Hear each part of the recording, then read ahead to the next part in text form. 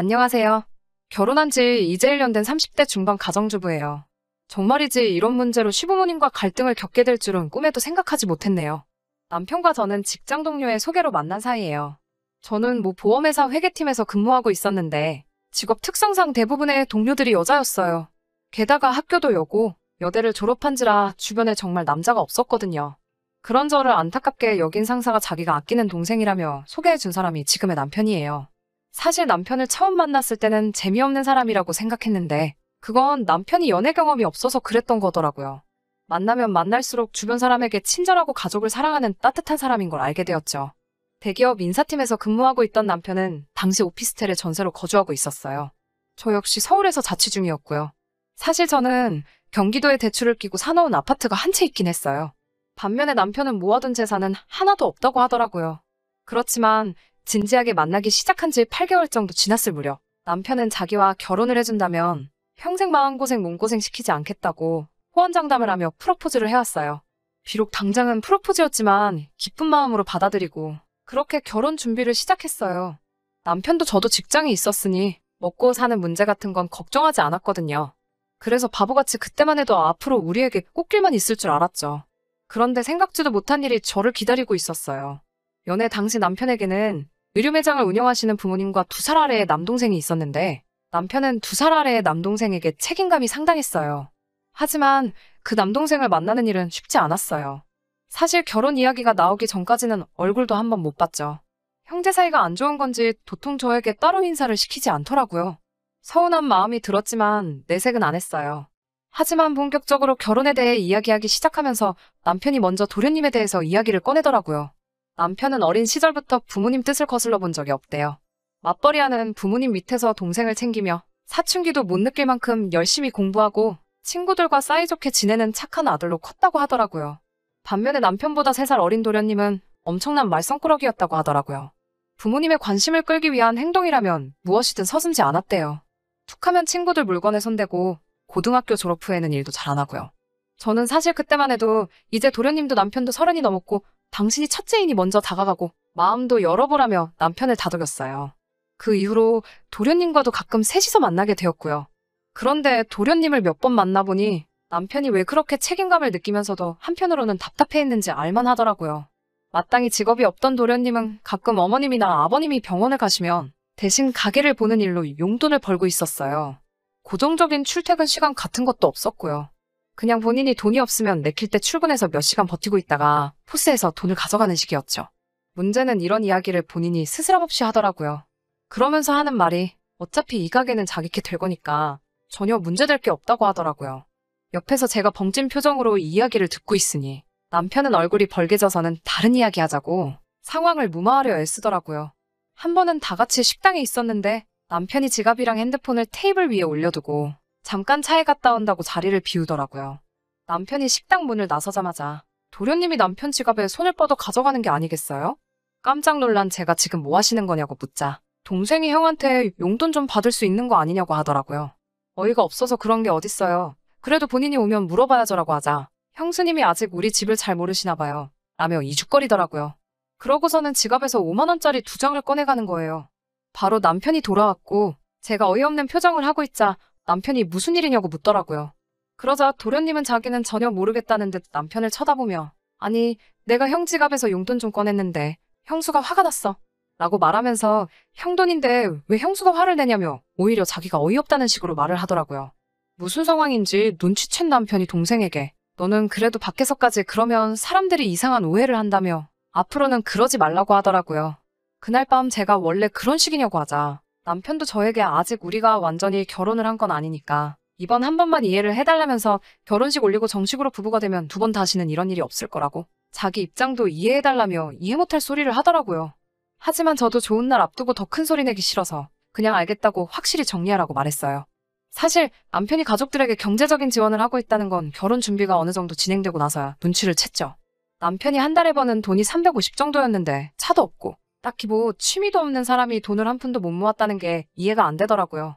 그래서 슬쩍 물어보니 부모님이 운영하시는 의류 매장이 잘 되는 것도 아니고 해서 자기가 다달이 50 정도를 보내고 있대요. 게다가 남동생이 매번 이번에 이걸 해보고 싶다. 아니 저걸 해보고 싶다는 식으로 나오니까 그 교육비를 남편이 지원하고 있었다는 거예요. 그 이야기를 듣던 제가 그래서 도련님은 지금 뭐 자격증이라든가 딴 거 있냐고 묻자 성격이 진득하게 뭘 해내지를 못하더라며 말끝을 흐리는 게 아니겠어요. 지금은 말 그대로 온 가족이 사고만 치지 말아다오라는 마음으로 도련님을 돌보고 있는 거였죠. 속된 말로 이런 거지 같은 상황에 놓인 불쌍한 남편을 내가 구해줘야겠다는 생각을 했던 것 같아요. 그런데 제가 정말 어리석고 멍청했죠. 신혼집을 구하면서부터 큰 소리가 나기 시작했거든요. 사실 둘 다 서울에서 직장 생활을 하고 있었지만 제가 가진 돈으로는 서울에 전세 하나 구하기 어렵겠더라고요. 아이도 낳아야 하는데 오피스텔에서 시작하기도 그렇고 해서 저는 경기도에 제가 가진 아파트에서 시작하는 게 어떻겠냐고 말했어요. 처음엔 남편도 미안하고 정말 고맙다고 몇 번이고 말하더군요. 하지만 이 이야기가 시어머니 귀에 들어가자 시어머니가 노발대발 난리가 나신 거예요. 귀한 우리 아들 출퇴근 시간이 얼마나 피곤하겠냐면서요. 비록 아파트가 경기도에 있기는 하지만 지하철 갈아타는 것도 없이 40분이면 출근할 수 있는데 시어머니가 왜 이렇게 화를 내시는 건지 이해가 안 됐어요. 시어머니가 화를 내시자 남편도 갑자기 입장을 바꿔서는 저에게 경기도에 있는 그 아파트를 팔아서 서울에서 전세를 구하면 어떻겠냐고 저를 떠보더라고요. 제가 그건 안 된다고 가차없이 거절해버리자 시어머니가 그럼 본인이 돈을 보태주겠다고 나오시더군요. 근데 그 금액이 3천만 원이었어요. 3억도 아니고 3천이 집을 구하는데 무슨 보탬이 되나요? 그래서 제가 돈도 필요 없고 그럼 남편 지금 사는 오피스텔에서 시작하겠다고 했어요. 시어머니는 그러자 또 그렇게 작은 오피스텔에 성인들이 어떻게 사냐고 화를 내시더라고요. 그런데 어머님이 화를 내신 데에는 정말 생각지도 못한 이유가 있었어요. 어머님은 도련님을 저희 집으로 보내실 생각이었던 거죠. 제가 어떻게 알게 되었냐면 생각 없고 이 입산 도련님이 저에게 직접 전화를 걸어왔더라고요. 회사에서 막 퇴근하던 찰나였는데 벌써 취기가 오른 도련님은 제게 전화를 걸어서는 계속 형이 사는 오피스텔은 크기가 어떻고 화장실이 저떻고라며 혼자 주절거리더라고요. 저는 괜찮아요. 저도 가봤는데 그냥 둘이서 살면 그럭저럭 살만해요라고 말했죠. 그러니까 도련님은 왜 둘이에요? 셋이지. 아닌가? 넷인가? 강아지도 하나로 쳐야 되나? 나 강아지도 키우고 싶은데 라고 하는 게 아니겠어요?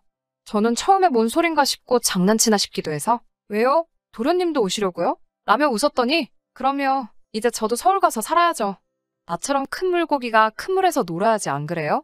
라며 웃더라고요. 저는 속으로 이게 미쳤나? 진짜로 하는 말이야? 아니면 나한테 시비 거는 건가? 하는 생각도 들고 도저히 분간이 안 돼서 전화를 끊고 바로 남편에게 전화를 걸었죠. 남편에게 방금 통화 내용을 읊으니 몇 초간 아무 말도 못하더라고요. 저는 왜 말이 없냐고 다시 물었고 그러자 남편은 나지막히 미안하다고 하는 게 아니겠어요? 그래서 제가 도련님이랑 같이 살 생각이었냐고 소리를 질렀어요. 그러자 남편은 자기가 지금 중간에서 열심히 수습 중이라면서 순전히 어머님과 도련님의 생각일 뿐 자긴 조금도 그럴 마음이 없다고 그냥 모르는 척하라고 하더라고요. 정말 분하고 열받아서 당장이라도 도련님한테 욕을 해주고 싶었지만 남편 입장 생각해서 남편 말대로 아무것도 모르는 척하고 경기도로 이사갈 준비를 시작했어요. 그러자 어머님이 저더러 너는 시어머니 말을 귓등으로도 안 듣냐며 괘씸하다고 하시더라고요. 도대체 어른 알기를 뭐로 아냐면서요. 그러면서 저더러 매정하다고 이제 다 한 가족인데 네 동생이다 생각하면 그럴 수 있겠냐며 저를 나쁜 사람으로 만드시더군요. 사실 이때 결혼판을 엎을까 싶었지만 사실 저는 부모님이 안 계시거든요. 그래서 정말 제 가족이 가지고 싶었고요. 남편과 헤어지고 다른 사람과 다시 미래를 계획한다는 게 상상만으로도 너무 괴롭고 자신이 없더라고요. 그래서 남편 하나만 보고 살면 된다는 마음으로 꾹 참았어요. 적어도 남편은 계속해서 저에게 미안하다 고맙다 했으니까요. 우여곡절 끝에 결혼식을 마치고 결국엔 원래 계획했던 대로 제 아파트에서 신혼생활을 시작했어요. 남편은 모아둔 돈은 없었지만 결혼 이후에는 약속한 대로 시댁에 드리는 용돈도 30으로 줄이고 도련님에게 들어가던 소위 교육비도 일체 지원하지 않기 시작했어요. 당연히 또 난리가 났지요. 하지만 저는 그때마다 앞으로 태어날 아이를 위해서는 어쩔 수 없다는 자세로 버텼습니다. 사실 남편이 무조건 제 편이었던 건 아니에요. 가끔은 저를 설득하려고도 하더라고요. 이번 달만 좀 더 해드릴 순 없겠냐? 동생이 이번엔 정말로 한번 도전해보고 싶다는데 어떻게 안 되겠냐는 식으로요. 저도 사람이니 마음이 흔들린 적도 있었고 그럴 땐 한두 번 오케이를 하기도 했었는데 지금 생각해보면 그러지도 말았어야 했어요. 결혼 후 얼마 지나지 않아 아버님의 생신이었어요. 아버님 생신 축하를 위해 음식과 선물을 가지고 시댁으로 갔네요. 원래는 음식을 준비하려고 했는데 어머님이 음식 해올 필요 없다며 남자 지갑하고 벨트를 좀 사오라고 하시더라고요. 아버님이 하시기엔 조금 젊고 비싼 브랜드라 야했지만 그래도 준비해서 갔어요. 그리고 음식은 해오지 말라 하셨지만 그래도 도리가 아닌 것 같아서 미역국, 불고기 그리고 잡채를 준비해 갔고요. 저희가 도착하고 얼마 지나지 않아 짜장면하고 탕수육 같은 중화요리들이 배달되더라고요. 제가 해간 음식들하고 중화요리를 차려놓고 아버님 생신 축하를 했지요. 아버님은 모처럼 생일날 미역국을 먹어본다며 너무 좋아하시더라고요. 근데 막상 선물을 꺼내놓으니 아버님보다 도련님이 더 좋아하더군요. 그제서야 알겠더라고요. 준비하라고 한 선물은 아버님이 갖고 싶은 게 아니라 도련님이 갖고 싶은 걸 말씀하셨다는 사실을요. 그렇지만 제가 뭐라고 말을 하겠어요. 괜히 아버님이 짠해서 집에 오기 전에 아버님 지갑에 20만 원을 넣어놓고 왔네요. 그런데 정말 어머님과 도련님이 이런 계획까지 세우실 줄은 상상도 못했네요. 아버님 생신이 지나고 며칠 뒤 어머님과 도련님이 저희 집에 연락도 없이 왔더라고요. 남편은 야근이라 집에 없었고 저만 혼자 있었고요. 도련님은 집안을 어슬렁거리며 이방저방 들락날락하면서 냉장고도 괜히 한번 열었다 닫았다 하면서 정신을 쏙 빼놓고 있었어요. 그 와중에 어머님이 갑자기 제 손을 붙들고선 요즘 젊은 사람들이 얼마나 힘들게 사는지 안다면서 그래도 첫째랑 너랑 이렇게 살아주니 든든하다고 말씀하시더라고요. 그러시면서 도련님을 보시며 이제 저놈만 자리를 잡으면 자기는 죽어도 여한이 없다면서 한숨을 몇 번이고 내쉬었습니다. 그러면서 저에게 사실 둘째가 식당을 차리고 싶단다라며 오늘 띄우시더라고요. 제가 아는 한 도련님은 자기 손으로 라면도 끓여본 적이 없거든요. 그런데 무슨 식당을 한다는 건지 기가 차서 말도 안 나오더라고요. 뒤에 이어지는 어머님의 말씀은 더 가관이었어요. 1억만 있으면 저기 장사 잘 되는 가게를 인수할 수 있다면서 저더러 지금 사는 아파트를 담보로 1억만 대출을 받으라는 거예요. 그래서 어머님께 지금도 이미 대출 갚으며 사는 중이라 추가로 받을 수가 없다고 죄송하다고 했어요. 그러자 어머님은 화가 나셨는지 정색을 하시며 저를 노려보시다가 알겠다며 자리에서 일어나셨어요. 도련님은 실실 웃으면서 진짜 향수 정 떨어진다며 우리 집 소파를 발로 툭 차고 나가더라고요. 그런 둘의 모습에 어이도 없고 화도 났지만 한편으로는 차라리 잘 됐다는 생각이 들더라고요. 그런데 그날 밤 저는 충격적인 사실을 알아챘어요. 저를 키워주신 외할머니께서 돌아가시기 전 제게 물려주신 노란 금반지가 감쪽같이 사라졌더라고요. 노랗고 촌스럽지만 할머니가 주신 거라 일부러 할머니 사진이랑 같이 제 방 화장대 위에 항상 올려놓고 바라만 보거든요. 그런데 그 반지가 없어진 거예요. 당연히 난리가 났죠. 온 집안을 쥐잡듯 뒤져도 보이질 않으니 눈물이 다 나더라고요. 그러다 도련님이 생각이 났어요. 거실에도 화장실이 있는데 굳이 안방 화장실을 쓰겠다며 들어갔던 도련님이 아무래도 의심스럽더라고요. 저는 그 길로 바로 시댁으로 쫓아갔어요. 집에는 아버님이 계셨고 상황을 모르시는 아버님은 이 밤중에 웬일이냐며 일단 들어오라고 하시더군요. 그때 방에서 어머님과 도련님이 나오며 저를 보더니 흠칫 당황하는 게 느껴졌어요. 저는 신발도 안 벗고 쫓아들어가 그 둘의 손을 낚아챘어요. 설마 끼고 있겠냐 싶었지만 본능적으로 그렇게 되더라고요. 아니 근데 정말 이런 모질이가 세상에 또 있나 싶게. 도련님은 새끼손가락에 떡하니 제 반지를 끼고 있었어요. 제가 이거 내놓으라고 어떻게 도둑질을 하냐고 악을 쓰니까 도련님이 저더러 미친 거 아니냐면서 이거 자기가 길에서 주운 거라며 지금 뭐 하는 짓이냐며 되려 화를 내더라고요. 그게 말이 되냐고요. 저는 그 말이 어이가 없고 화가 나서 자리에 주저앉아 엉엉 울기 시작했어요. 반지가 제 건데 어떻게 증명을 해야 할지 모르겠더라고요. 그래서 그냥 주저앉아 엉엉 울면서 남편한테 전화를 했어요. 그러자 남편이 당장 오겠다더군요. 아버님은 어머님을 노려보며 당신 뭐 하는 거 있냐고 묻자 어머님은 날카롭게 당신 지금 나하고 둘째를 의심하는 거냐며 저더러 머리가 어떻게 된 거 아니냐고 하더군요. 하지만 아버님은 뭔가 짚히는 게 있으셨는지 저더러 울지 말라며 어떻게 된 일인지 이야기해보라고 하셨어요. 그래서 저는 좀 전에 어머님이 대출 이야기를 하신 것부터 다 자세히 말씀드렸어요. 말없이 듣고 계시던 아버님은 어머님께 왜 새애기한테 돈 얘기를 하냐고 둘째를 저 모양으로 키운 건 우리 잘못인데 왜 엄한 사람한테 도와달라고 하냐면서 호통을 치시더라고요. 사실 아버님이 그렇게 화를 내시는 건 처음 봐서 저도 움찔했네요.